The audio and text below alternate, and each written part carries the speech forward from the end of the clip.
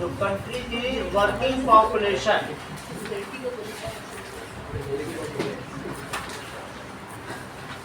Is called, उसे क्या कहेंगे, people as resource, is called people as resource. इसको कहते हैं जन संसाधन। एज इट कंट्रीब्यूट्स, ऐसा क्यों कहते हैं, it contributes towards economy of people,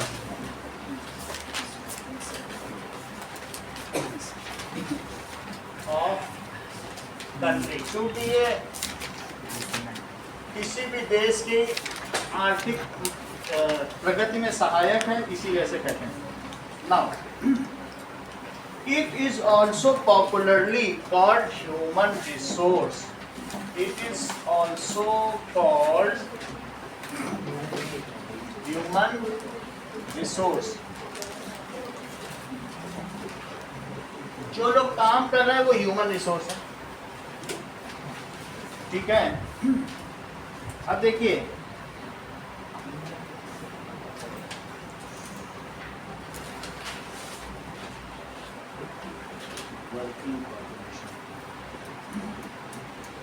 if human resource is further developed, human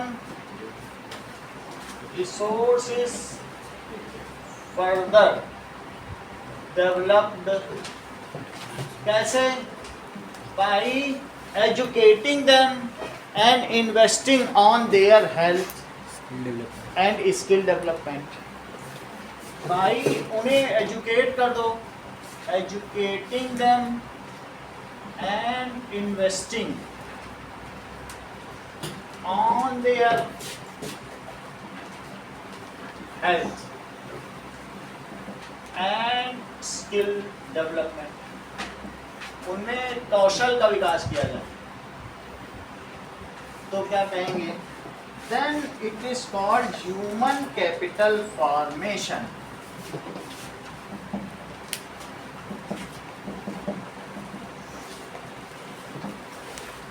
यानी ह्यूमन कैपिटल का निर्माण हो रहा है।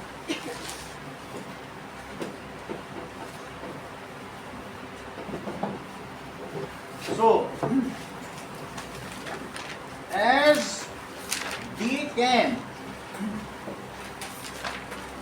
क्योंकि ऐसा क्या हो सकता है, they can contribute more for their country, and वो अपने कंट्री में और ज़्यादा कंट्रीब्यूट कर सकते हैं, and can give higher productivity, तो उन्हें ऐसा कहा जाए। अब देखिए,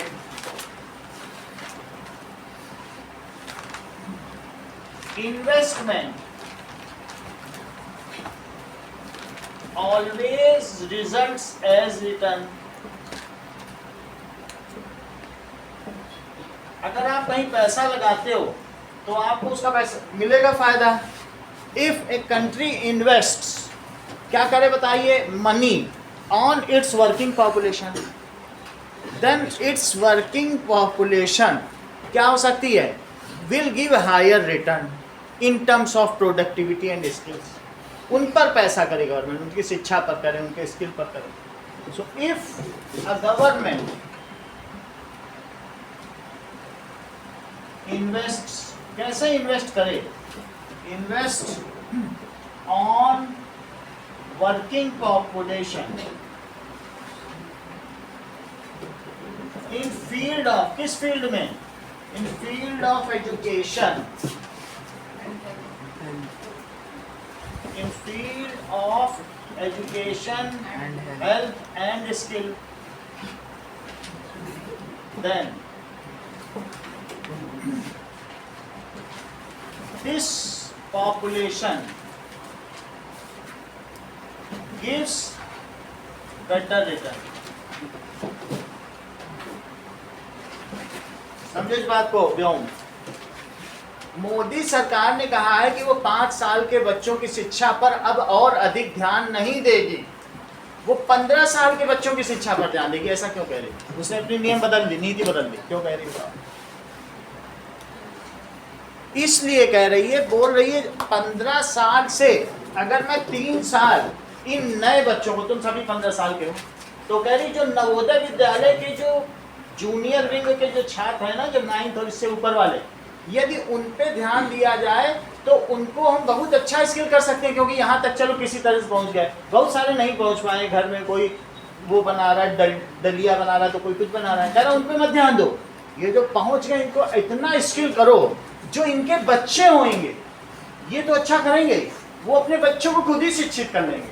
जो छूट गए, लेकिन जो हैं इतना शिक्षित कर दो। बोलो उसका ये विचार कैसा है? वो कह रही हम बहुत पैसा खर्च करें दलिया बनाने वाले को, अब फिर भी वो मजदूरी बन जाए, उससे अच्छा उसी पैसे को किस पे फोकस करो। 15 साल, ये नया है, दिमाग लगाया उसने। क्योंकि जो तेज हो गया, एक बार अच्छा हो गया, क्या उसके बच्चे कभी कमजोर होंगे? नहीं होंगे। तो वो एक पॉपुलेशन है, वो बोल रही हमारे पास स्किल डेवलप की एक अलग पॉपुलेशन होगी, और लेबर क्लास की, वो जो दलिया बना रहे हैं। हमारे पास लेबर क्लास भी होगा और प्रोडक्टिव क्लास भी होगा, दोनों क्लास होंगे। कोई पूछे हमको पत्थर उठवाना है, लो पत्थर वाले ले जाओ, पुल बनवाना है, लो पुल वाले, है बात की नहीं? इस तरीके से तो दोनों तरीके की पॉपुलेशन है। जो आ गया यहाँ तक उसे आगे बढ़ा, तो it gives higher return. Now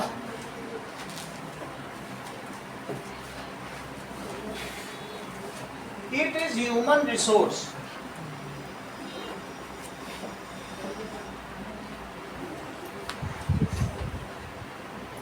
which makes some natural substance as resource. Human resource ही एक ऐसा है, हम लोग ह्यूमन या पीपल एज रिसोर्स, ऐसे ह्यूमन रिसोर्स का ह्यूमन है। हम इंडियंस हैं, वरना हाइड्रोजन को कौन पूछता था? आज हम हाइड्रोजन की बाइक बना रहे हैं, हाइड्रोजन के सोलर पैनल बना रहे हैं, वरना हाइड्रोजन कभी रिसोर्स था ही नहीं। किसने पेट्रोलियम को, या ये कह सकते हैं क्रूड ऑयल को पेट्रोलियम बनाए? हम ह्यूमंस ने। हम किसी चीज़ को, जो कचरा कहीं पड़ा है, कचड़े से हम एनर्जी डेवलपमेंट कर लें, होता नहीं है। So it is human which makes some, even can make waste a resource. तो इसलिए ह्यूमन रिसोर्स ऐसा कर सकता है। अब इसके लिए क्या किया जाए? It makes, so it is superior to land and physical capital. Land and, ध्यान दीजिए, 12 साल पहले जो हम लोगों की आईआईटी है ना, इंडियन इंस्टीट्यूट ऑफ टेक्नोलॉजी, वो कौन चलाता था? अमेरिका। तो पूरा फाइनेंस वही करता था।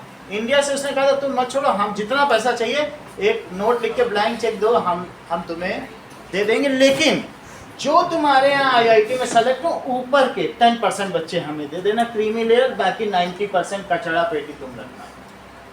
और वो 10% से उसने ऐसा तहलका मचा दिया, चाहे नासा में हो, कल्पना चावला हो, या जो भी हो, सुनीता विलियम्स, हर जगह वही इंडियंस। यहाँ टैलेंट की कमी नहीं थी, और अपने यहाँ उसने उस चीज़ को मल्टीप्लाई कर लिया, प्रोडक्टिविटी धड़ाधड़ बढ़ गई।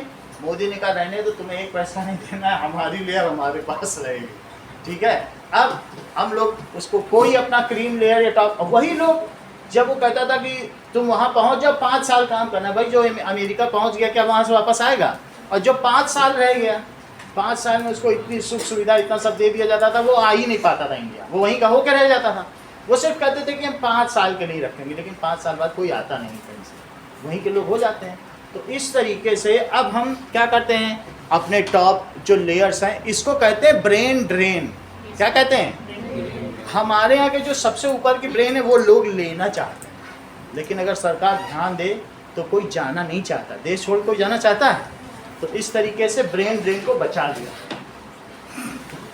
यहाँ भी वही बात कही गई है कि लैंड और फिजिकल कैपिटल, अगर आप देखें तो इकोनॉमिक्स के पहले चैप्टर में ट्रायंगल बना था, जमीन होनी चाहिए, फिजिकल कैपिटल होना चाहिए ह्यूमन, जमीन हो, पूंजी हो और आदमी, ये तीन हो जाए तो इंडस्ट्री खड़ी हो जाए। तीन चीज होनी चाहिए, जमीन है और आदमी तो भी नहीं खड़ी हो सकती, पूंजी भी तो हो। तीन चीज होनी चाहिए। एक ट्रायंगल नहीं बना था तुम्हारे फर्स्ट चैप्टर, कौन कौन सी तीन चीजें? Land, physical capital and human. 8th class में, 8th में था ना, 8th में होगा। तो इन तीन चीजों में जब सुपीरियर सबसे कौन पाया गया, बोलो? अच्छा होगा, वो उसको अच्छा चला लेगा ना। अब देखिए, human resource, because human resource is that factor which makes the use of land and capital, because जो human resource है is that factor which makes use of land and capital।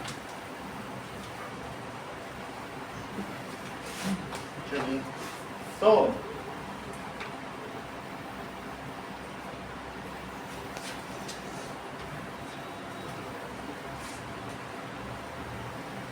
a child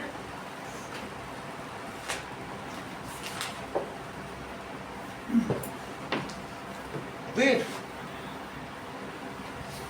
investment made on his her education, अगर health पर भी invest करो and skill development, can yield a high return in future, can yield a high return।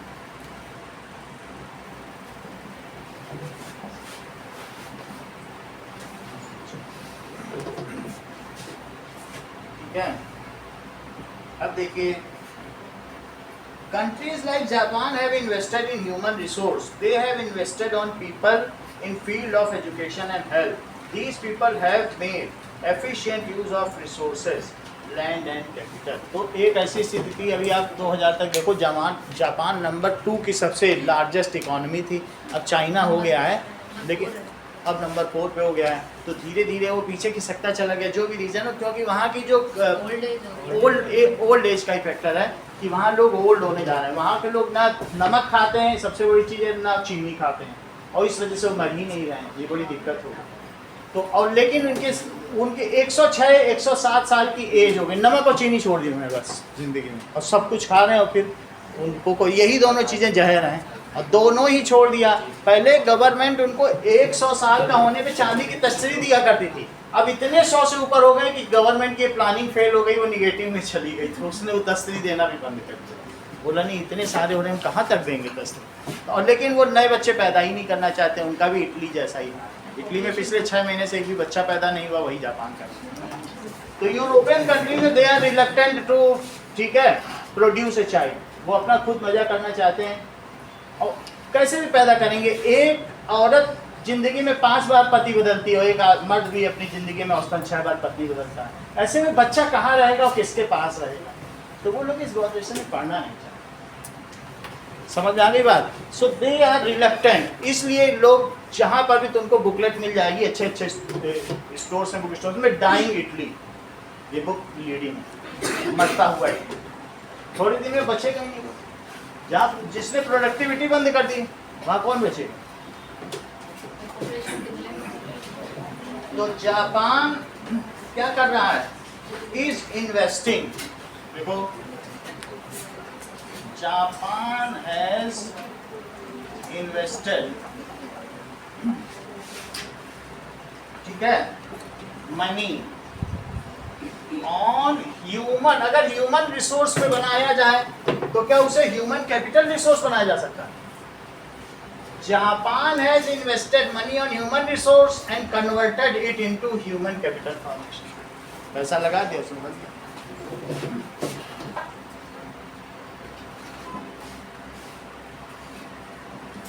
And converted into human capital formation, तो उसमें है कि भाई बना रहे हो, उसने बदल ही डाला ह्यूमन कैपिटल। कैपिटल का मतलब है बड़ी पूंजी, तो उसके पास अब बड़ी पूंजी है इन्हीं की। Okay, now efficiency and technology, अगर मान लीजिए ह्यूमन के टर्म्स में एफिशिएंसी, और उनको क्या कहते हैं, हमारे देश में भी इस समय 100 यूनिकॉर्न है। ये बात तुम लोग जानते हो? सर 1 बिलियन से ज्यादा 100 करोड़, जिसके पास 100 करोड़ होता है उसको क्या कहते हैं, यूनिकॉर्न। तो हम, है ना, 1 बिलियन। यूनिकॉर्न का मतलब है 100 करोड़। मैं चेक कर लेता हूँ अगर आप, हाँ 1 बिलियन यही है, 100 करोड़ ही तो है। 1 बिलियन बोलो या 100 करोड़।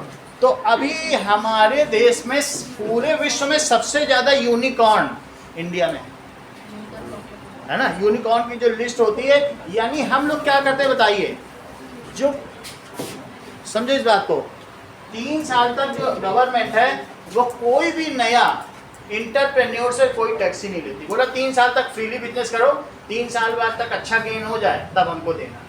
और कई कई सरकारें, तो जैसे यूपी की सरकारें हैं, वो ज़मीन भी फ्री दे देती हैं। अगर ठीक ठाक पैसा है तुम्हारे पास, लो हमारी ज़मीन पे लेना, 3 साल बाद देखेंगे कितना हुआ, तब ज़मीन का पैसा भी दे देना और अभी तुम बिजनेस करो। ठीक है कि नहीं?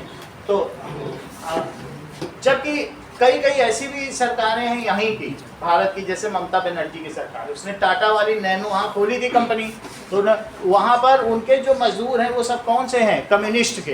तो कम्युनिस्ट वाले काम नहीं करते हैं, तो उन लोगों ने बोला हम काम नहीं करेंगे, वहीं पर धरना दे दिया, बैठ गए फिर। और ममता बनर्जी ने भी उन्हीं का साथ दिया क्योंकि वो उनके वोटर्स थे। और रातों रात जो टाटा को अपनी नैनो वहाँ से गुजरात शिफ्ट करनी पड़ी, इतना घाटा हो गया कि नैनो ही बंद हो गई। तो उसकी सिर्फ एक गलती थी कि उसने गलत स्टेट चुना। इसलिए चुना क्योंकि वहाँ लेबर सस्ता था। लेबर सस्ता नहीं देखना है, वहाँ की गवर्नमेंट कैसी है, उसकी पॉलिसी कैसी है, ये भी तो देखना चाहिए था। उसने वो पॉलिसी देखी नहीं, उसका सारा पैसा, उसने का पैसा यहीं छोड़ के ही चले जाओ, यहाँ से निकलो, जो निकलना निकल सको तो निकलो। बहुत सारी चीज़ें, ये चीज़ें। अब देखो हमारे देश में जो 3 तरीके के सेक्टर्स हैं जिसमें कि हम पैसा कमा सकते हैं। सो ठीक है, there are the 3 fields in which the productivity या इकोनॉमिक सेक्टर उनको कहते हैं। कौन कौन से 3 सेक्टर्स हैं? प्राइमरी सेक्टर, सेकेंडरी सेक्टर और टर्शियरी सेक्टर। प्राथमिक क्षेत्र, द्वितीयक क्षेत्र और तृतीयक क्षेत्र। So there are 3 sectors.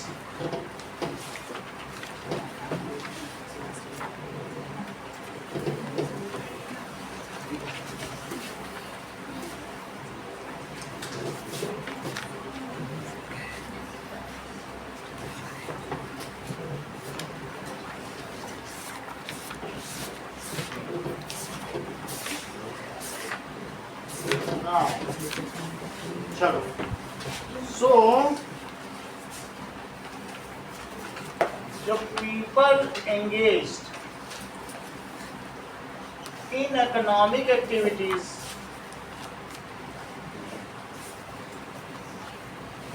Are involve in 3 sectors. 3 sectors हैं on the basis of nature of productivity. किसके बेसिस पर? ऑन बेसिस ऑफ कि वो बना क्या रहे हैं, nature of productivity. On basis of nature of productivity, economic sectors are divided into 3 categories.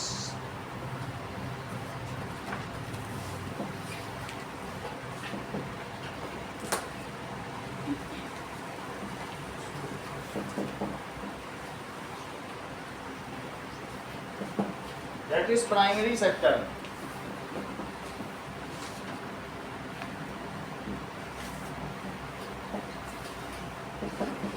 It includes agriculture and mining. Sir fishing भी तो फिशिंग भी होना चाहिए, इसी में होगा, फिशिंग भी होता है। ठीक है, अब जरा देखो, फिशिंग भी होगा, एनिमल हस्बेंड्री। देखो agriculture agriculture, mining, fishing, poultry. तो पोल्ट्री तो सर एनिमल हस्बेंड्री में आ गया। एनिमल हस्बेंड्री में ही आ जाएगा। अब चलो बोलो, क्वेरिंग भी आ जाएगा। अब क्वेरिंग भी इसमें आ जाएगा। ये सब चीजें लिखो। एग्रीकल्चर का क्या मतलब है? Production from soil. Soil that is उसको उससे जो प्रोडक्शन करेंगे। एग्रीकल्चर इटसेल्फ इंक्लूड्स, अगर हम if we are extracting directly some natural resource, then it is known as primary sector. So if we are extracting, ठीक है, या getting या producing some directly some natural resource,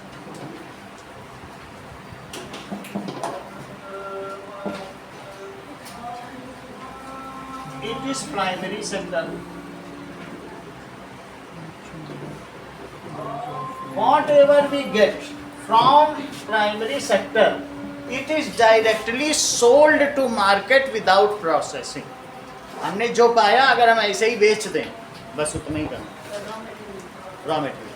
So it gives raw material. इससे हमें raw material मिलेगा और ये सीधा का सीधा and it is sold directly into market.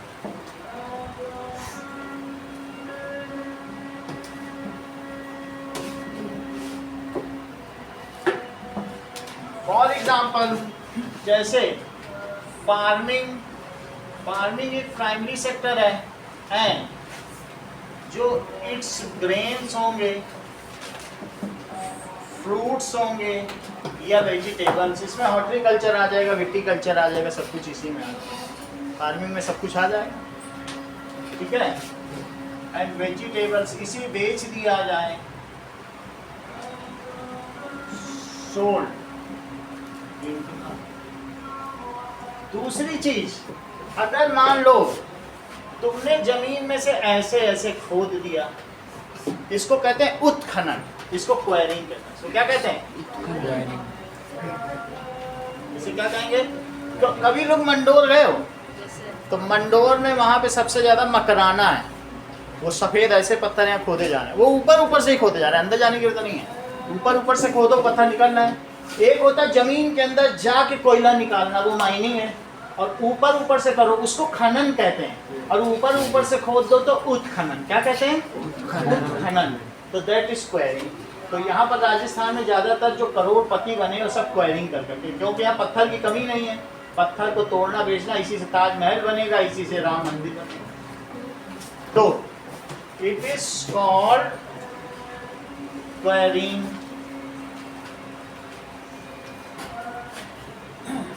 Now so farming हो गया। इसके अलावा एनिमल रियरिंग। एनिमल रियरिंग में क्या क्या हो सकता है? देखो, डेयरी फार्मिंग, ऐसे जानवरों को पालना जिससे डेयरी हो, वैसा हो सकता है। पोल्ट्री फार्मिंग, जिससे मीट मिले, एग मिले, तो dairy farming. Drought animals Ayush क्या होते हैं? अरे तुम तो दोबारा पूछ रहे हो, जब आदमी हो। हाँ आप बोलो। Drought animals, Aditya. हाँ, बोझा खींचने वाले ड्रॉट एनिमल्स किन्हें कहते हैं? जो किसी चीज को, जैसे बुलक्स, खेत में जो लोग क्या करें, प्लोइंग करें, टिलिंग करें, उन सबको क्या कहते हैं? ये रास्ते में तुमने देखा कि भैंसा गाड़ी या घोड़ा गाड़ी जिसमें सामान लाद के जाया जाता है, वो सब कौन से एनिमल्स हैं? Which are used for drought purpose, for drawing purpose. Which are used for drawing purpose are known as drought animals. तो डेयरी फार्मिंग, इससे क्या होगा? Milk is sold to market, ठीक है। पोल्ट्री फार्मिंग और फिश फार्मिंग ऊपर लिखाइए। ये सारे का सारा किया जाता है। वूल है तो उसके लिए भी शीप, गोट, ये सब की फार्मिंग करो।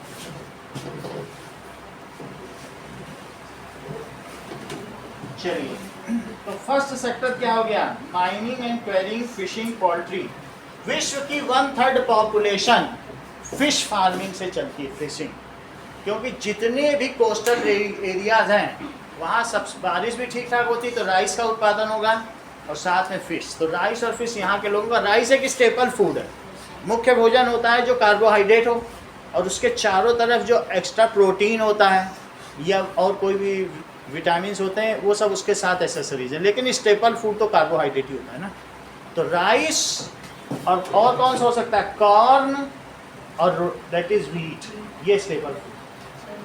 इनके बिना 10 तरीके की सब्जी दे दी जाए तुमको शादी बारात में, रोटी दी ही ना जाए, तुम बिना खाए चले जाओगे, भूखे ही रह जाओगे। तो स्टेपल फूड के बिना कोई खाना खाया जाता है?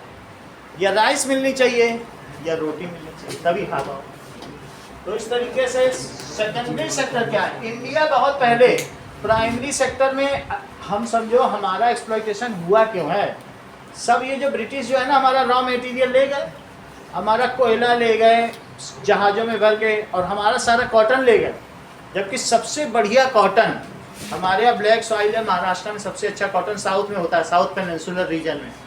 और वो इतना बढ़िया मलमल, हमारा मलमल सबसे बड़ा muslin cloth, it is the finest quality of the world, जिसमें हमको पैसे मिला करते थे। उन्होंने हमसे हमारा रेवेन्यू अपना माफ़ करा लिया। जो उनके शाह आलम द्वितीय थे, मुगल एम्परर की थी ना डायनेस्टी, उसी में एक सेकंड लास्ट राजा कौन था? शाह आलम द्वितीय।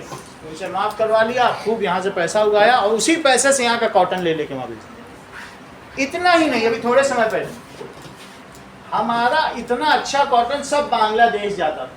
हम लोगों ने कभी टेक्सटाइल पे ध्यान ही नहीं दिया और वहाँ पे बांग्लादेश नंबर 1 बना बैठा था। अब जबकि वहाँ दंगे होने लगे हैं और वहाँ की जब सरकार हटी है, ठीक है, तो तब जाके अब हमारे यहाँ वो चीज़ शिफ्ट हो, नहीं तो अभी तक कोई नहीं है। तो जो बाहर की मल्टीनेशनल कंपनियाँ थी वो बांग्लादेश में ये किया था। तो आप समझ रहे हैं कि रॉ मटेरियल कोई नहीं बेचता है। अभी हमारे रॉ मटेरियल को हम लोग गेहूँ बहुत उगाते हैं, बहुत देते हैं। और हमारा एनिमी टाइप है टर्की, जानते हो, जो पहले ऑटोमन एम्पायर था। तो टर्की ने, हमने गेहूँ, उसने बोला हमें गेहूँ दे दो, कोई बात नहीं, हम लोग अब अच्छे संबंध बनाएंगे, भारत मोदी हमें गेहूँ दे दो। तो गेहूँ की शिप पहुँची और उसने वहाँ कहा कि फाइनेस्ट गेहूँ हमने दिया था। उसने बोला नहीं, तुम्हारा गेहूँ तो हमारे स्टैंडर्ड का नहीं है, ये घटिया है और हम इसे नहीं खरीदेंगे। तो हम लोगों ने उसे कुछ रेट पे बेचा था भाई, मतलब 1000 क्विंटल की कीमत 30 रुपीज़ पर केजी के हिसाब से बेची, ऐसा शिप गया। उसने वहाँ सब हमें बदनाम करने के लिए कि घटिया गेहूँ दे रहे हैं, बोल दिया इनका गेहूँ हमारे स्टैंडर्ड का नहीं, हम नहीं लेंगे। टर्की में जो इस्तांबुल की जो ब्रेड होती है ना, वो विश्व की फाइनेस्ट ब्रेड है।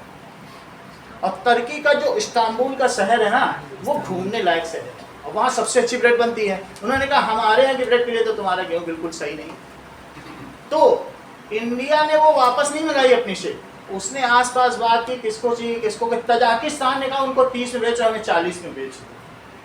वही शिप यार्ड उनके यहाँ गया, शान से 40 में बेच के आया। अब टर्की को पड़ गई गेहूं की कमी, उधर यूक्रेन और रशिया का वार छिड़ गया। बेचारा गेहूं पाए कहाँ से? वही तो दोनों गेहूं के कटोरे हैं। उसने इंडिया से कहा हमें भेज दो, हमसे भारी गलती हो गई है, विद एक्सक्यूज भेजो। बोले नहीं, अब तुमको ब्रेड ही बेचेंगे। तो 30 रुपए किलो जहाँ गेहूं बिक रहा था, वहाँ हमने कहा 250 रुपए किलो ब्रेड खरीदने के लिए। हमने कहा हम सेकेंडरी सेक्टर का बेचेंगे, अब प्राइमरी का तुमको बेचेंगे। तो प्राइमरी और सेकेंडरी में कितना फर्क है? वही 30 रुपए किलो गेहूं और वही 40 रुपए का 100 ग्राम बिस्किट। बोलो बात समझ आई? किस में ज्यादा है? सारी दुनिया सेकेंडरी सेक्टर में पैसा इन्वेस्ट करती है और टर्सरी सेक्टर में और पैसा है। इंजीनियर क्या, हाँ 100 पैकेज बिस्किट्स डिलीवर्ड, लाइए 40,000। वो लिखने का काम करेगा कितने बिस्किट आए कितने गए, वो डिलीवर भी नहीं करेगा, बनाएगा नहीं। जो अकाउंटेंट होते हैं, ये सब जो सेवा क्षेत्र, सबसे ज़्यादा तृतीय क्षेत्र पैसा देता है। और जब वो सब कमा लेंगे, बोलेंगे 5 lakhs earned, 4 lakhs sent to India, 1 lakh for our survival, subsistence survival। वो अपना वहाँ खाएगा, ब्रेड जैम लगा के यहाँ भारत में भेजेगा अपने माँ बाप को। और यहाँ इतने डॉलर आए, मोदी ने उसको बैंक में जमा किया, उनके पापा मम्मी को रुपया दे दिया, डॉलर हमारे। ये चीज़ की बात समझ आ गई कि नहीं? तो we are earning a lot of exchequer और मनी और dollar from our NRI members. क्यों ये चले गए तब, क्यों वहाँ एनआरआई को संबोधित किया, सबको संबोधित किया, भारत ऐसा ऐसा कर रहा है। साथियों तुम्हें भारतवासियों का ध्यान रखना है, वहाँ पैसा भेजते रहिएगा। वो यही याद दिलाते हैं यहाँ पैसा भेजो, ऐसा नहीं। और फिर हमारा शेयर मार्केट भी उसी तरीके से ग्रो कर रहा है। ग्रोथ होती है तो लोग पैसा लगाते हैं। जब बाहर के लोग यहाँ पैसा लगा रहे हैं, तुमको मालूम है, जब यहाँ की कंपनी बढ़ती चली जा रही है तो वो जो कंपनी बढ़ रही है, लोग कह रहे हैं अरे यहाँ की कंपनी तो अर्न कर रही है, हम भी इसमें पैसा लगाएं। कंपनी क्या करती है, अपना 20% पार्ट शेयर मार्केट में लगा देती है कि मेरी 2% हिस्सेदारी कौन खरीदेगा, 1000 करोड़ में या 500 करोड़ में या हजार रुपए के 100 शेयर कोई खरीदे। जब तुम उन कंपनी की हिस्सेदारी खरीदते हो तो जैसे जैसे कंपनी ग्रो करती है तो तुम जो 1% तुमने खरीदा, क्या वो भी नहीं ग्रो करेगा, तुम्हारा पैसा भी बढ़ता चला जाएगा। उसकी लालच में, क्योंकि हमारा 8.2% जीडीपी ग्रोथ रेट है जो विश्व में सबसे ज्यादा है, और दूसरे नंबर पे अमेरिका का है जो 1.5% है, और बाकी सबका निगेटिव। सारी दुनिया रिसेशन पे जा रही है, कब कौन सा कंट्री कोलैप्स कर जाए किसी को कुछ नहीं पता। आप बड़े बड़े अर्थशास्त्री कह रहे हैं पैसा बचा के रखिए, कुर्सी में कुछ मत खरीदिए, कुछ मत खरीदिए, अनाज की कमी हो सकती है, पैसा काम आएगा। आप देखो बड़े बड़े फाइनेंस जो वो होते हैं ना, अनुभवी लोग, क्यों, क्योंकि सब जगह यही चल रहा इंडिया को। तो आप समझ गया ना। तो इस तरीके से सेकेंडरी सेक्टर क्या होता है ये देखो।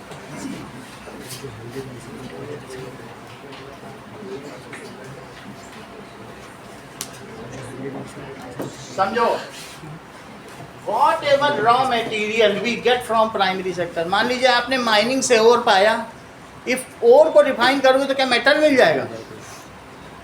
तुम अगर मेटल भी बेचते हो, स्टील बेच दो, कॉपर बेच दो, तो भी वो सेकेंडरी सेक्टर जाएगा। अब तुम मेटल ना बेचो और प्रोसेस करो, नहीं हम तो स्क्रू बनाएंगे, तो भी सेकेंडरी सेक्टर। स्क्रू भी नहीं, अब तुम स्क्रू नहीं, अब तो मेज बनाएंगे, फिर सेकेंडरी सेक्टर। जितना तुम प्रोसेस करते जाओगे तुम्हारे मनी की वैल्यू उतनी ही बढ़ती चलेगी, जितना जिस स्टेज तक चाहो उतना। लेकिन तुमने जो इसके रॉ मटेरियल से कुछ भी बनाया, तो हम दूध नहीं बेचेंगे, अब हम इस दूध से चीज़ बनाएंगे, बटर बनाएंगे, कर्ड बनाएंगे, या और पनीर या जो भी बनाना चाहो वो बना देते हो, तो तुम सेकेंडरी सेक्टर में हो। इसके लिए तुमको एक इंडस्ट्री चाहिए, इसके लिए तुमको एक फैक्ट्री चाहिए, और इसके लिए टर्शरी सेक्टर के भी कुछ आदमी चाहिए जो लिखते रहे भाई कितना पैदा हुआ। 2-4 आदमी तो वो भी रखने पड़ेंगे। तो देखिए, प्राइमरी सेक्टर में 70% लोग फार्मिंग या एग्रीकल्चर में इन्वॉल्व हैं, और कांग्रेस के समय में उन 70% लोगों से कह दिया था कि तुमको कोई भी इनकम टैक्स देने की जरूरत नहीं है, चाहे तुम करोड़पति क्यों ना। तब से हमारे देश में इनकम टैक्स देने वालों की संख्या 1.5% है, जबकि वही फिनलैंड में 70% है और अमेरिका में 60% है। यूरोप में जो सबसे कम इनकम टैक्स देते हैं, स्विट्जरलैंड में, वो भी 40%। हमारे यहाँ कितने लोग हैं? 1.5%, क्योंकि 70% लोगों को हमने पहले से ही इनकम टैक्स के दायरे से बाहर कर दिया, जबकि वो करोड़पति भी हैं। उन्हीं में एक महेंद्र सिंह टिकैत भी हैं जिन्होंने दिल्ली में धरना दिया, शाहीन बाग में धरना दिया था किसानों के लिए, उनकी खुद 300 करोड़ की संपत्ति। तो ऐसा नहीं करना चाहिए, चाहे कोई किसी भी क्षेत्र में हो, अगर वो ज़्यादा इनकम कर रहा है तो उसे टैक्स देना चाहिए, नहीं तो देश को पैसा मिलेगा नहीं। लेने वाले बहुत हैं और देने वाले कम रहेंगे। इस वजह से अब अगले शीत सत्र में सरकार इनकम टैक्स ही खत्म करने जा रही है। अब जो उगाओगे तुम, किसी से बीज लोगे उस पर तुम टैक्स दोगे, जो करोगे तो इनडायरेक्ट टैक्स अब आने वाला। बात समझ आई? क्योंकि उसको नलीफाई जब तक नहीं करोगे तब तक सबको तुम टैक्स के दायरे में कैसे ला पाओगे, और सरकार को कमाई नहीं होगी तो फिर सरकार देगी क्या? तो सेकेंडरी सेक्टर या फिर द्वितीय क्षेत्र से आप क्या समझते हैं?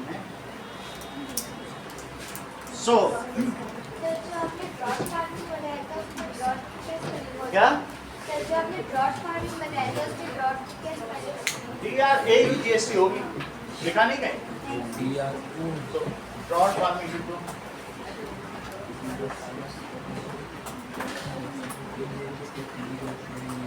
देखो, हो सकता है 10th की कुछ में हो, तो ये बोझा ढोने वाले हैं।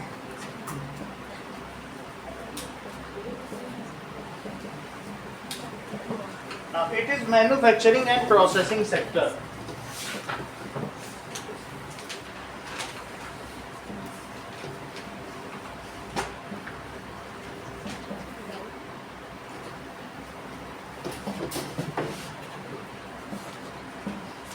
Whatever the raw material we get from primary sector is sent to nearby industry or factory. जहाँ ये होगा वहीं आसपास कहीं साइलोज होंगे, कहीं कुछ होंगे, उनके रिफाइनिंग या प्रोसेसिंग की कुछ यूनिट होंगी, वहाँ भेज दिया जाएगा। कुछ नहीं हो तुम आशीर्वाद आटा ही बना के बेचो, 30 रुपए का गेहूँ और 50 रुपये का आटा, इसी में पीस के बेचने में कितना पैसा है। तो it is processing unit. What ever raw material we get from primary sector, क्या क्या पा सकते हैं प्राइमरी सेक्टर?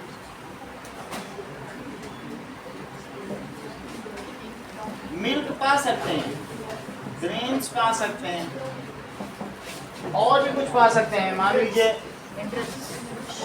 फ्लैश भी हो, मीट भी हो सकता है ना।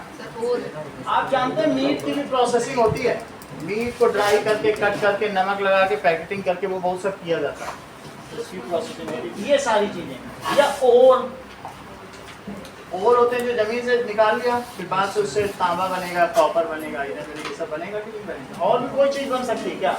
इन सभी को हमने कर दिया, तो उसे कहाँ भेज दिया जाता है? इस प्रोसेस, पहले से प्रोसेसिंग की जाएगी and some other product is made.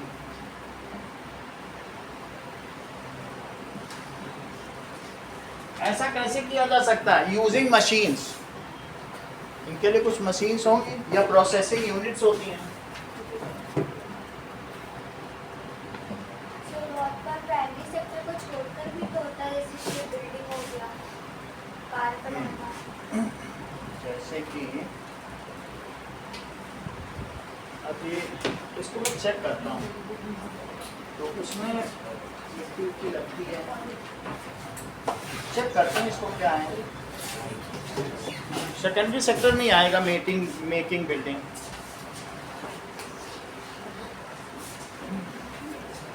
चलो, making buildings and bridges comes under which economic sector? तो बिल्डिंग और ब्रिजेस कोई किसमें रख रहा है? सेकेंडरी इकोनॉमिक सेक्टर, ठीक है।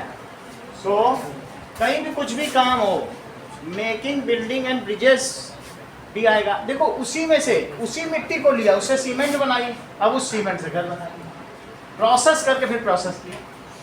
ऐसा तो नहीं होगा कि हम नेचुरल रिसोर्स ना लें, क्या मिट्टी से ईंट नहीं बनाई गई, उस ईंट से घर बनाई। सो मेकिंग बिल्डिंग्स, बिना रॉ मटेरियल के तो आप काम नहीं कर सकते ना। Making buildings and bridges also comes sir, पर इसके अंदर भी तो टर्शियरी सेक्टर का यूज होगा अंडर दिस सेक्टर। अगर आपके पास ना, मान लो जैसे बहुत बड़ा है, ये वाला भी सेक्टर बहुत बड़ा है, तो आप इनकम टैक्स रिटर्न भरो किसी देश में। हो सकता है आपके पास भी कोई ना कोई एक ऐसा हो चार्टर्ड अकाउंटेंट, तो जैसे हमारे ममता गोयल आती हैं, हाँ इतने बच्चों ने पढ़ा, इतना आपका बना, 30,000 रुपये साल का देना पड़ता है हमको। गवर्नमेंट बोलती है इतना देना पड़ेगा, नहीं तो रेट बढ़ जाएगी, और रेट बढ़ जाएगी, सब एक चीज़ देखेंगे कितने की, वो कितने की, ये कहाँ से लाए, वो कहाँ से, फिर क्या जवाब दिया? तो इससे अच्छा सरकार को दो पैसा। बात समझ आई कि नहीं? तो इस तरीके से टर्सरी सेक्टर का, जब तुम्हारी कोई भी चीज़ बड़ी होती जाती है तो फिर तुम्हें सेवा क्षेत्र के लोग काम लेने पड़ते हैं ना, सर्विस सेक्टर। तो अब देखो सर्विस सेक्टर या टर्सरी सेक्टर का क्या मतलब है? Tertiary sector, so labors coming in processing units come under which economic sector? According to An Academy, secondary sector, it is in this sector that all manufacturing, processing, and construction jobs are found. Blue collar employ, वो कह रहा है उनको blue collar employ, जो यहाँ काम करें उनको क्या कहो? Blue collar. उनको कोई सेक्टर नहीं बता रहा, वो सेकेंडरी सेक्टर ही बोला जाएगा। सेकेंडरी सेक्टर में जो लोग इन्वॉल्व हैं वो सब सेकेंडरी सेक्टर है। सुनो, जो मैन्युफैक्चरिंग में इन्वॉल्व हैं, all persons employed in manufacturing sectors are also known as secondary sector, क्योंकि ह्यूमन रिसोर्स है। जो किसान है वो प्राइमरी सेक्टर में काम कर रहा है, जो बिस्किट कंपनी में है वो सेकेंडरी सेक्टर में काम कर रहा है, और तीसरा कौन है जो बैंक में काम कर रहा है, इंश्योरेंस में काम कर रहा है, ट्रांसपोर्ट में काम कर रहा है, पोस्टल में काम कर रहा है, वो टर्शियरी सेक्टर है। फैक्ट्री वाले सर्विस देते हैं। वो सिर्फ सर्विस देते हैं, वो किसी मैन्युफैक्चर से नहीं इन्वॉल्व। समझ में आ गई? ये ब्लू कॉलर एम्प्लॉय हैं and who work in secondary sectors are associated with secondary sector. सीधी बात समझ में आ गई? जो जहाँ काम कर रहा है, किसान को क्या तुम टर्शरी बोल दोगे? वो तो खेती कर रहा है, इंसान के साथ ही तो है, उसी के होने से ही तो वो सेक्टर। सर टीचर भी टर्शियरी सेक्टर में है। क्या वो ये देख लेंगे teachers comes under which economic sector? Check करें टर्शरी सेक्टर, क्योंकि ऐसा ये मानना है कि टीचर जो है वो प्रोड्यूस कुछ नहीं कर रहा, वास्तव में वो एक इंटेलिजेंट पर्सनल्स को प्रोड्यूस कर रहा है, फिर भी ये माना जाएगा वो कोई भी प्रोड्यूसिंग प्रोसेस नहीं है, वो सेवा क्षेत्र। सर वो ऊपर ह्यूमन कैपिटल तो बनवा ही रहा है। तो सेवा क्षेत्र ये तीनों ही बनवा रहे हैं। हाँ बोलो। डिफेंस तो मैन्युफैक्चरिंग से कोई लेना देना है नहीं, फिर भी मैं चेक करता हूँ। Defence personnel come under which sector? अभी बता रहे हैं, रुको जरा। Defence personnel come under which economic sector? ऐसा डिफेंस को किसी में नहीं रखेंगे, समझ में आई? डिफेंस पर्सनल वो कोई कमाई थोड़ी कर रहे हैं, वो तो देश का खाई है।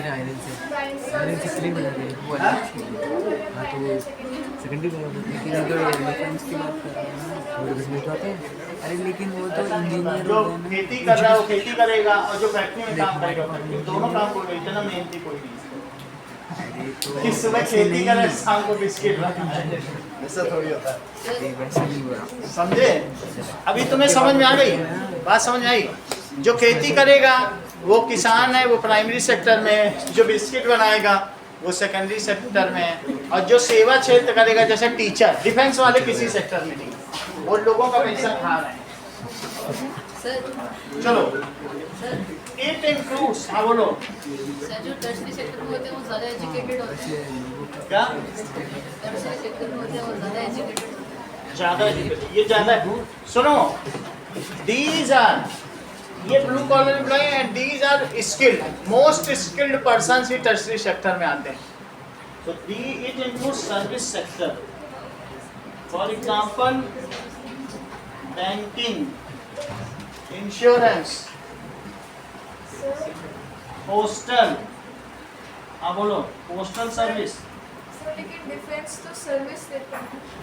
सर्विस देती है, लेकिन क्या वो किसी भी इकोनॉमी में इन्वॉल्व है? देश के इकोनॉमी में कंट्रीब्यूट कर रही है? इकोनॉमिक सेक्टर वे होते हैं जो देश की जीडीपी में कंट्रीब्यूट करें। क्या हम और आप, ठीक है आगे देखिए, हम और आप कभी भी ये देश की इकोनॉमी में कंट्रीब्यूट नहीं कर रहे ना डिफेंस पर्सन, तो सर जो एरोनॉटिकल इंजीनियर होते हैं सर, वो सर एरोनॉटिकल इंजीनियर जो उनको माना जाए जो पैसा बना रहे हैं। देश जो पैसा उगा रहा है सर जीडीपी से, वो जीडीपी हमें दी जा रही है सर, और हम उसका यूज करके देश के बिल्ड, इसलिए सर उसको किसी सेक्टर में नहीं किया। देखो बैंकिंग, सुनो, बैंकिंग, इंश्योरेंस, सब लोग एक एक घूंट पीना, एक घूंट तुम पियो फिर एक घूंट हर्षिता को दो। ना अब जरा देखो एजुकेशन, कुछ नहीं कर रही, वो इकोनॉमिक सेक्टर में नहीं है, वो हम लोग को सिक्योरिटी दे रही है, देश के इकोनॉमिक सेक्टर को सिक्योरिटी दे रही है, लेकिन इकोनॉमी नहीं सर दे ऐसे रही। पुलिस भी नहीं आती। नहीं। अब जरा देखो health, tourism, okay, communication, banking, ये सारी चीजें लिखनी है, और सर्विसेज, और भी कोई सर्विसेज है तो इसमें आएगा, टीचिंग भी इसी में आ गई। आर्किटेक्चर, वो सब लिखा है। चलिए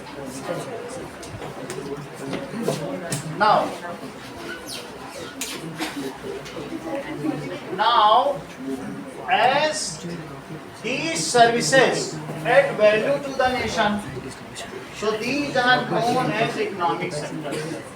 जो मंत्री होते हैं वो किसमें आते हैं? वो किसी में नहीं है। जिनसे पैसा आए, जिससे देश की जीडीपी बढ़े, वही कोई सेक्टर है। अच्छा, ओके, बात ये कुछ लोग हैं, बात मत करो, हमारी क्लास को बदनाम करोगे। चलो,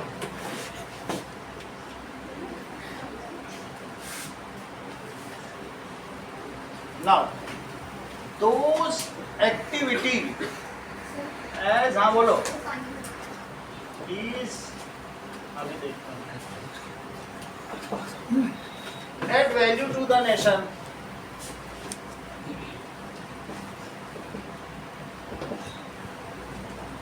तो इन्हें क्या कहेंगे?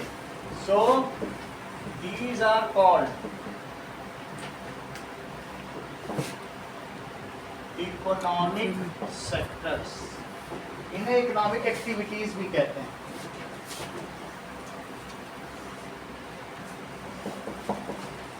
ओके, देखिएगा किन किन बच्चों ने अभी कॉपी नहीं जमा की। मदन, मदन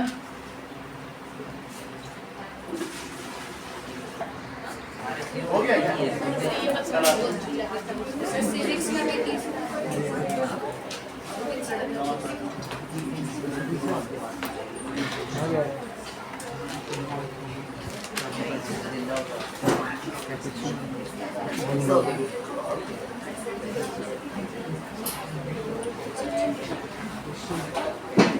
देखिए इकोनॉमिक एक्टिविटीज दो तरीके की होती हैं, तो दो तरीके की मार्केट एक्टिविटीज और नॉन मार्केट एक्टिविटीज से आप क्या समझते हैं?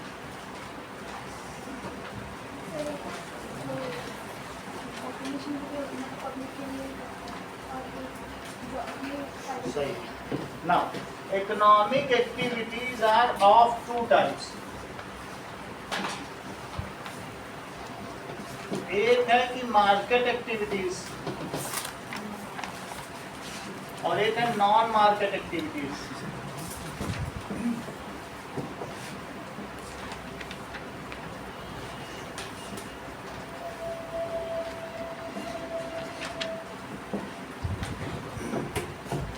मार्केट एक्टिविटीज क्या होती है? Which is perform for commerce purpose,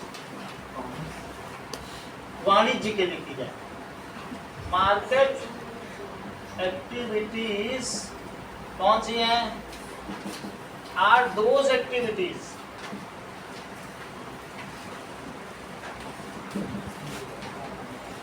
which are performed to sell product in market। अगर मार्केट में बेचने के लिए कोई चीज की जा रही तो मार्केट एक्टिविटीज है, पैसे कमाने and earn money.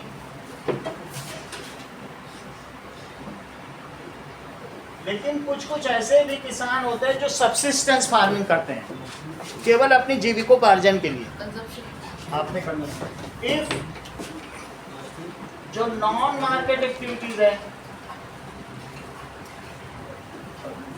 Are done for self consumption,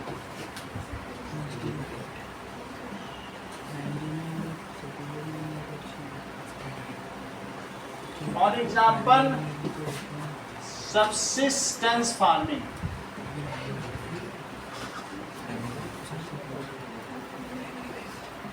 अब यहाँ पे जैसे अर्न सर मनी जो लेबर होंगे सर हाँ? वो प्राइमरी लेबर जो होंगे सर वो प्राइमरी में आएंगे, सेकेंडरी में आएंगे या टर्शियरी।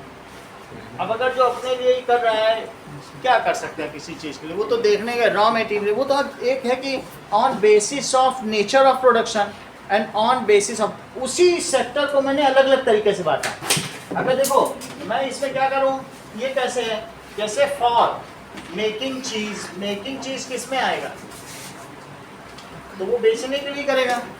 तो मैंने बताया कि इकोनॉमिक सेक्टर दो तरीके से डिवाइड किए जा सकते हैं, on basis of nature of production, on basis of consumption. अगर कंजम्पशन टू पीपल है तो वो मार्केट एक्टिविटी है, कंजम्पशन शेल्फ के लिए है। और इसी तरीके से ये क्या है, on basis of nature of production.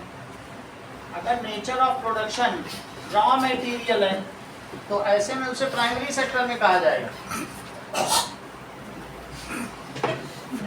अब देखो, अगर जैसे हमने ये देखा रॉ मटेरियल या directly getting a natural resource, इसको दूसरी तरीके से कह सकते हैं डायरेक्टली गेटिंग नेचुरल रिसोर्स, तो वो चीज हो जाएगी। अगर आप नेचुरल रिसोर्स गेट भी कर सकते हो, ये प्रोसेस्ड मटेरियल।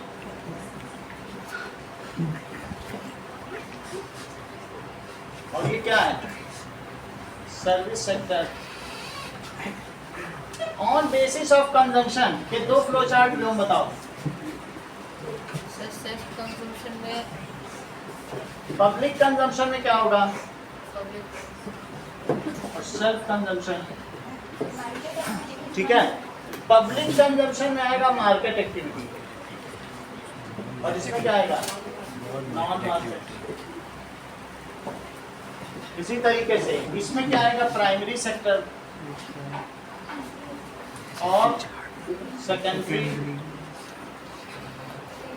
और टर्शियरी, टर्शियरी, तृतीय क्षेत्र, सर्विस। उसी सॉलिड को तुम चाहो तो मैग्नेटिक प्रॉपर्टी के आधार पर बांट सकते हो, उसी सॉलिड को तुम चाहो फेज के आधार पर बांट लो, उसी सॉलिड को कंडक्टिव है, वही सॉलिड वही मैटर है। जब तुमसे कहा जाएगा भाई मैग्नेटिक के बारे में बताओ, तो तुम कहोगे सर पैरामैग्नेटिक, फेरोमैग्नेटिक, ठीक है, डायामैग्नेटिक, 5 तरीके से बांट दोगे, है ना। Anti ferromagnetic. तुमसे कहा जाए कंडक्टिविटी के हिसाब से इंसुलेटर, कंडक्टर, सेमीकंडक्टर, रंग के हिसाब से विट्रियस, रेजिनस, उसी के हिसाब से फेज के हिसाब से सॉलिड, लिक्विड, गैस, और दैट इज और जो 2 तरीके के प्लाज्मा और बोसाइन, उसी मैटर को 10 तरीके से बांटा जा सकता है। तो उसी इकोनॉमिक सेक्टर को मैंने 2 तरीके से विभाजित किया। बेसिस जरूरी है। कोई पूछे इकोनॉमिक सेक्टर कितने तरीके के, तुरंत ना बोलने लग जाना, पूछ लेना भैया बेसिस क्या है, नहीं तो झूठे साबित हो जाए, तुरंत मत बताना है। मतलब अगर for consumption of public, of consumption of self, तो नॉन मार्केट एक्टिविटी, और ये क्या है, मार्केट।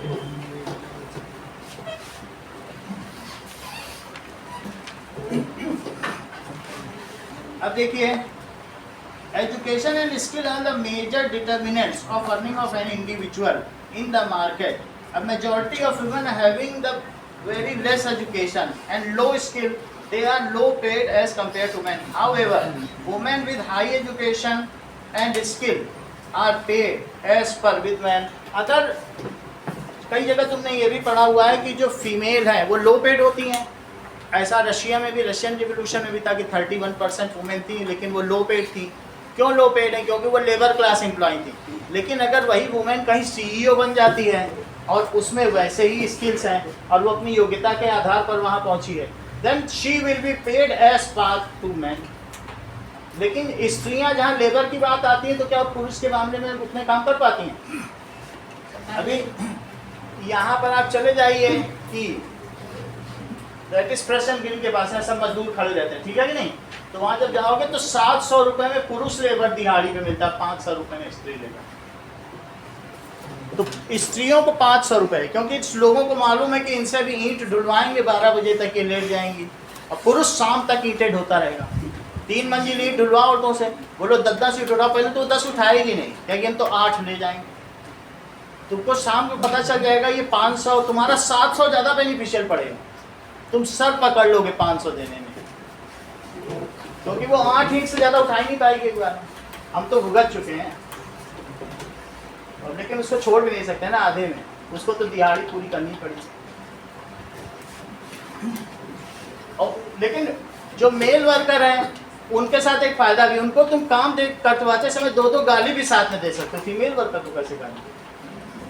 बहुत दिक्कतें हैं भाई। वो कह देगी हम 2 ही ईंट ले जाएंगे, अब बोलो वो 2 ही ले जाएगी। तुम्हारा ऊपर मिस्त्री बैठा है काम करने, भैया ईंट मंगवा दो, वो 2 ला रही, हम क्या करें? उसको भी नहीं बोल सकते कि बाबू जी 2 ही ले जाऊंगी, ले जाएगी 2 ही।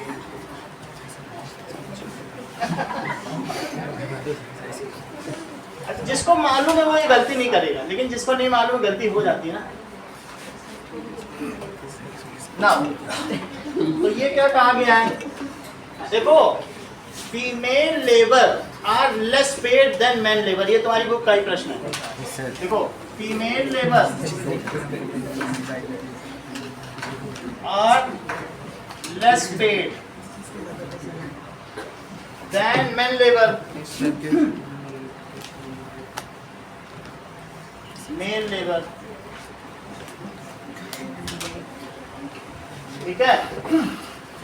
However, skilled female employee, वो employee, ठीक है, working in tertiary sector is getting the same payment as par to skilled men.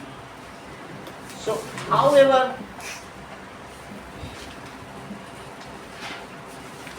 अच्छा एक बात बताओ दीदी, मान लो अगर वो जो फीमेल वहां पर खड़ी हुई है बाजार में, जो दिहाड़ी करी, वो भी कहे हमें भी 700 चाहिए, तो कितने लोग उसको दिहाड़ी पे ले जाए?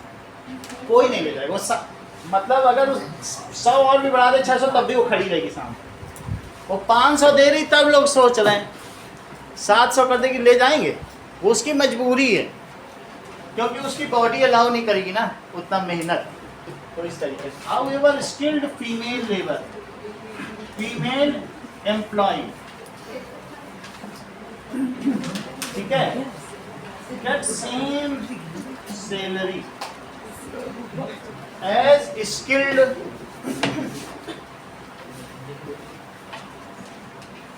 Mail employ. तो सब कुछ उसके ऊपर है। Okay, now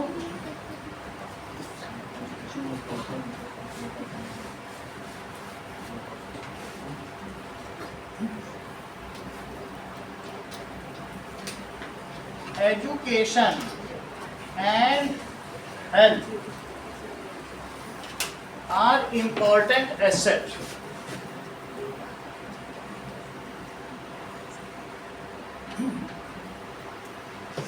To population. और भी कई फैक्टर है। मान लीजिए जैसे कि हम लोगों ने फर्स्ट वर्ल्ड वार में लड़ाई की, हम लोगों ने इतनी अच्छी लड़ाई की, 1 लाख लोगों ने लड़ाई की, 1,15,000 लोगों ने। और गेट वे ऑफ इंडिया तुमको मालूम है? गेट वे ऑफ इंडिया तो फिर बम्बई में, ये इंडिया गेट जो दिल्ली में, उन सबके नाम खुदे हैं जो उस पर मरे, जो फर्स्ट वर्ल्ड वार में मरे थे, उन सबके खुदे हैं। और उन्होंने इतनी अच्छी लड़ाई की कि वहाँ पर यूरोप में उनको ले गई ब्रिटिश सेना, और उनको खाना नहीं दिया 5-5 दिन, और अपने अफसरों को मीट और शराब भेजी खाने के लिए, और उनका खाना उनको नहीं भेजा गया। तब भी वो बिना खाए पिए 5-5 दिन तक लड़ते रहे, और उन्होंने जिता दिया। और इतना अच्छा जिताया कि वो वहाँ से घायल होके आते थे, तो वहाँ की नर्सों को उनसे प्यार हो गया, और उनसे उन्होंने शादी कर ली। और उन्हीं में से एक ऋषि सुनक है जो वहाँ अभी थोड़े दिन पहले प्रधानमंत्री हो गए। अब इतना अच्छा हम लॉयल हैं, हमारी लॉयल्टी को इतना पसंद किया गया है कि इजराइल में जो वार चल रहा है, उन्होंने बोला सीधा कि तुम्हारे यहाँ कोई आदमी भेजो, हम 1 लाख रुपए पर मंथ देंगे हमारे यहाँ लड़ने के लिए। बोले तुम्हारे यहाँ के आदमी तो बहुत लॉयल है। तो हमारे यहाँ की लॉयल्टी को याद किया जाता है। बात समझ आएगी नहीं? लॉयल्टी भी है, और फिर साथ में हमारा स्किल भी बहुत अच्छा है। हमारे लोग अनहाइजीनिक कंडीशन में भी रह लेते हैं। आप दुबई अबू धाबी में देखे हो, जो वहाँ की डॉर्मेट्री है, ऐसा ही घर बना हुआ है, और 3 मंजिल नीचे, जहाँ पर मजदूर काम करते हैं ना पेट्रोकेमिकल की रिफाइनिंग के लिए, 3 मंजिल नीचे घर बना हुआ है। वहाँ पर ना एसी है, मतलब बहुत खराब स्थिति। एसी भी तो बहुत पुराना एसी लगा हुआ है, और उसमें जब लोग मरते हैं तो 200-200 लोग एक साथ मरते हैं। क्यों? क्योंकि वहाँ ऑक्सीजन नहीं पहुँच पाती, या रात को एसी फेल हो जाता, सब मर जाते। ऐसे में अब जब वो मर जाते हैं तो वो यहाँ पूछा जाता है कि हाँ हम दुबई से बोल रहे हैं, उनके शेख बोल रहे हैं 45 लाख के बेटे की डेड बॉडी। माँ बोलेगी 45 लाख बेटा मेरा बहुत प्यारा था ज़्यादा, लेकिन पैसा किसको गड़बड़। अगर वो डेड बॉडी मांगेगी तो वहाँ से उसको एक स्पेशल लेटर पे भेजा जाएगा, लेकिन यहाँ के लोग पैसा मांगते हैं, उनकी जो माँगें होती हैं बॉडी को नहीं। तो मैं ये कहने का मतलब है कि जो बाहर हमारे लोग काम कर रहे हैं ना, वो बहुत अनहाइजेनिक कंडीशन में भी काम कर लेते हैं, लेकिन जब दूसरी जगह के एम्प्लॉय हैं उनको 10 तरीके से क्या होगा कि अच्छी कंडीशन चाहिए, इस वजह से भी हमारी कंसिस्टेंसी अच्छी है, हमारी लॉयल्टी अच्छी है और साथ में हमारा स्किल तो अच्छा ही है ना। Education and health and important assets to population, अभी और बताया जाएगा। चलिए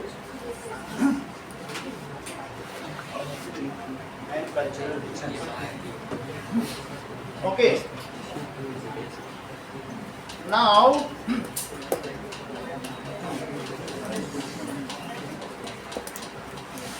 वोकेशनल, बात ना करें नोट करें, vocational skill development courses are launched by government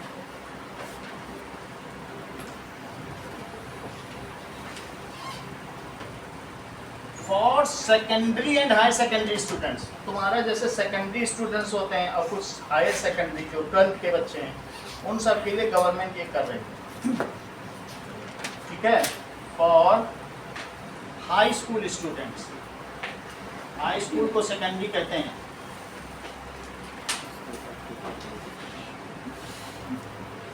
students and higher secondary students.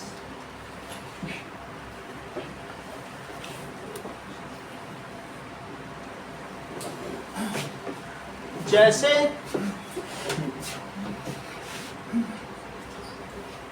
ये भी कहा जा सकता है कि आप लोग माध्यमिक शिक्षा हो या मैट्रिक पास होगी, जब 10th पास होगे तो क्या कहा जाएगा, मैट्रिक पास, और जो 12th पास होते हैं उनको कहते हैं उच्च माध्यमिक शिक्षा, हायर सेकेंडरी स्कूल। हमारे में भी तो ऐसे सेक्शन होते हैं ना, प्राइमरी विंग और फिर सेकेंडरी विंग, कैसा ऐसा होता होगा ना।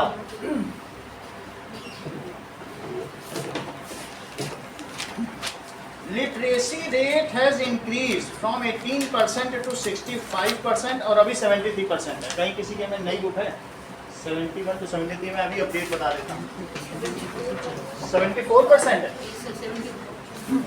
जो कि पहले 51 में 18% था, वो बढ़ते बढ़ते कितना हो गया है। सो literacy rate from 18% in 1951 has increased 85%। 73 हमने कल परसों में देखा था आपके, सर 85 है कहाँ हाँ 85% in 2019। कहीं कहीं हमारे ऐसे भी स्टेट हैं जिन्होंने 100% लिटरेसी रेट या 99% को, केरला केरला, सर केरला बिहार का लिटरेसी रेट कम है। सर सबसे कम। Now primary school system is expanded over 5 lakhs villages in India।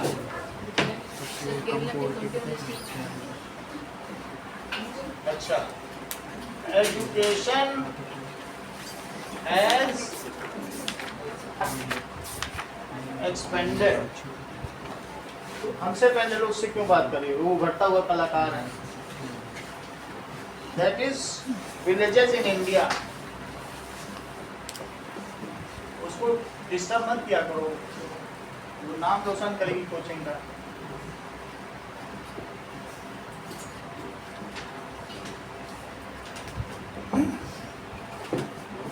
घर में के पीछे की लड़कियां बात करती, मम्मी मेरी सीट चेंज करवा दो, क्या करें, कहाँ बैठा ले इसको। हंसती है लेकिन उसके दिल के दुख को तुम नहीं जानती, ऊपर ऊपर से हंस रही। So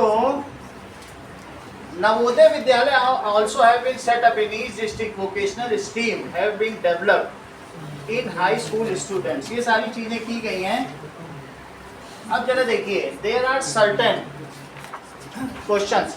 make flow chart of economic sector. पहला question, flow chart of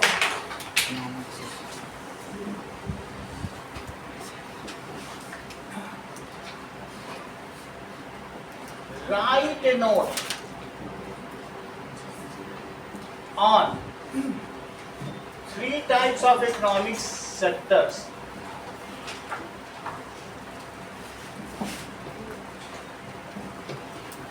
Based on nature of production.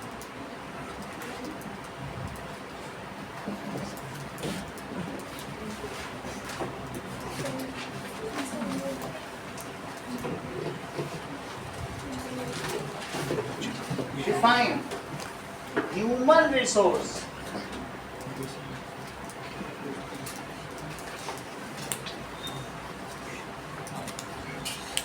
Human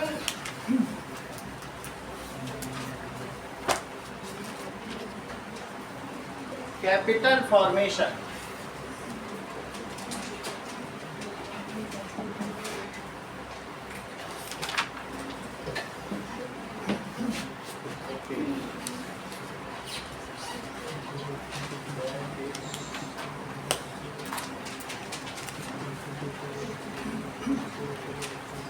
INR.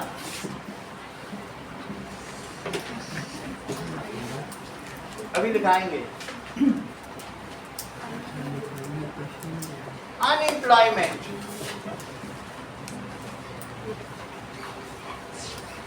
Seasonal unemployment.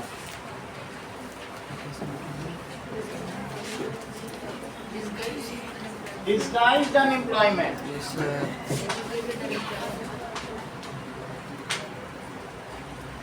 Disguised unemployment यानी सर छुपा हुआ बेरोजगार. हाँ.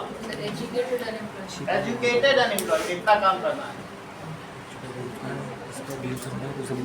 नहीं, ये लोग जो घर में है ना, कुछ लोग होते हैं ना जो कुछ काम नहीं करते. देखो, उनके घर में पैसे तो आए लेकिन वो कुछ काम नहीं दो चार डेफिनेशन बची, लिखा है आपको. देखो, INR,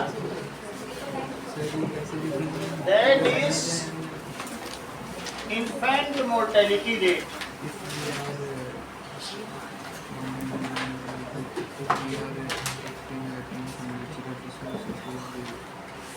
So,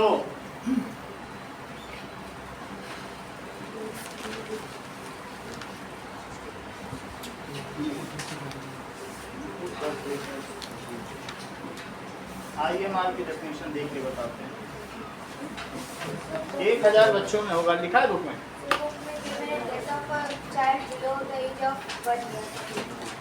तो कितने में है? Define infant mortality rate. According to Wikipedia, infant mortality is the death of an infant before the infant's first birthday. देखो, death of children below 1 year, ठीक है, among कितने में?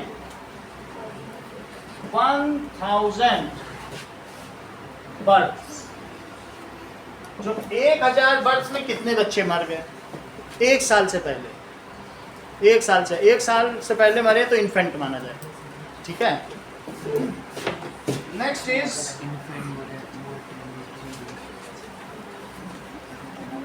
अनएम्प्लॉयमेंट.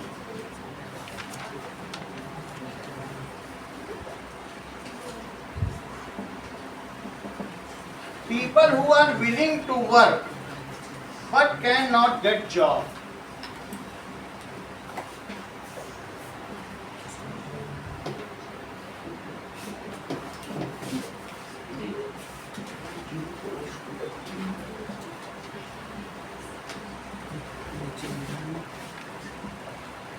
तो उसको क्या कहेंगे? Unemployment. Seasonal unemployment.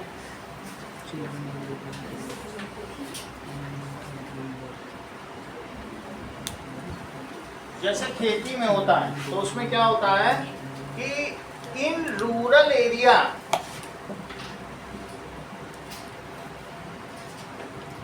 when sowing and harvesting season होता है, सीजन, ठीक है। Labours are engaged in farming activities, in farming, while at other times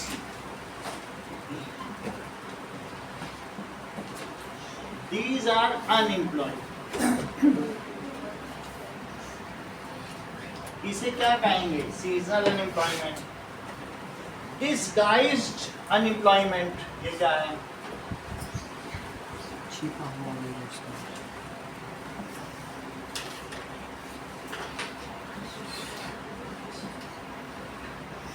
Disguised, that is, if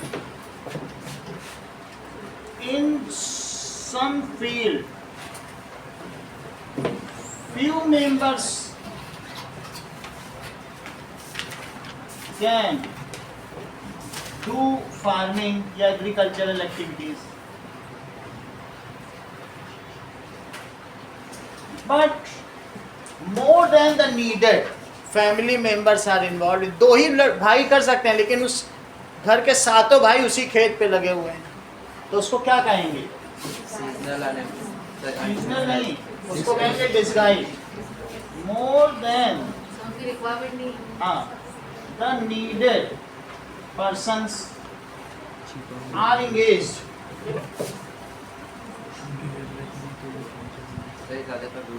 in same activity. एक ही किराने की दुकान है और 7 भाई हैं, सबसे पहले छोटे भाई को बैठाला, एक ही चला सकता है, तो वो जब बैठा है तो लड़की वाले देखने आए, बोले हाँ यही चलाता है, इसकी शादी कर लो, शादी हो गई, हटो, फिर दूसरे को बैठा लो, उसकी शादी की, सातों को बैठा दिया, और सातों की पत्नियां भूखी मर रही, सब एक एक घंटे बैठते हैं, तो डिस्गाइज ही नहीं है क्या? सर या फिर जो घर में कुछ काम नहीं करता उसको। Educational unemployment,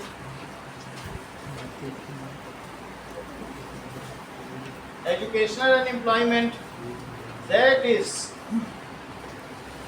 if the graduate and postgraduate students are not able to get job, तो उसको कहते हैं educational unemployment। मतलब if qualified person is not getting job, तो उसे क्या कहेंगे? educational। चलिए अर्बन एरिया में। हाँ, qualified person is not getting job।